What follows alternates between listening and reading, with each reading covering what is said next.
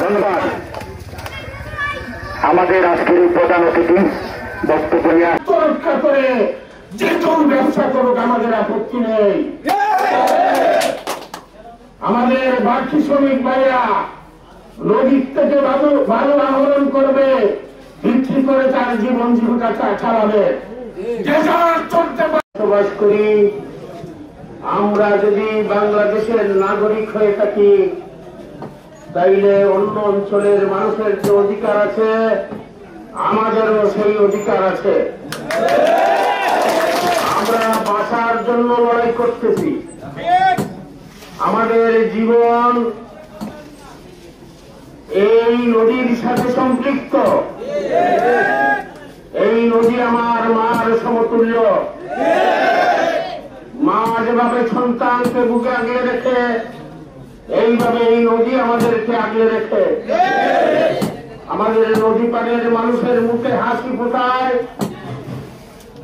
আমাদের দু চোখ অশ্রুতে ভরে যায় এই নদীর তাণ্ডব লীলায়।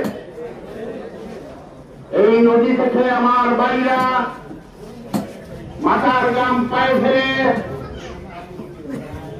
ভারতী শ্রমিকের মাধ্যমে পরিবারের জীবন জীবিকা চালায়,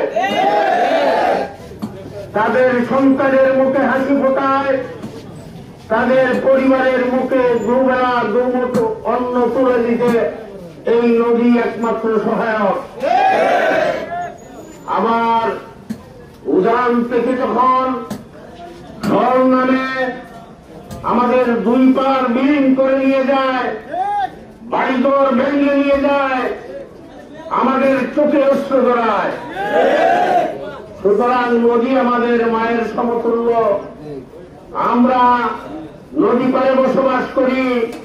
এই নদী পাড়ে যে বসতি স্থাপন হয়েছে, সার্ফিন পাড়া থেকে পূর্ব সোনাপুর, হবিবনগর, কাজিরগাঁও, পূর্ব চারগাঁও থেকে রহিমের পাড়া, সোনাপুর, নাসিমপুর, দৌলতপুর, নসরনগর, মন্তাজনগর, সার্ফিন পাড়া পর্যন্ত এই বিস্তৃত জনপদ নদীর দুই পারে আমরা মেহনতি মানুষ, কৃষক, শ্রমিক কেউ পিছুয়া না, কেউ আন্দোলন থেকে সরে যাব না, কোন ভয়ভীতি আমরা এক চুল লড়ব না ইনশাআল্লাহ।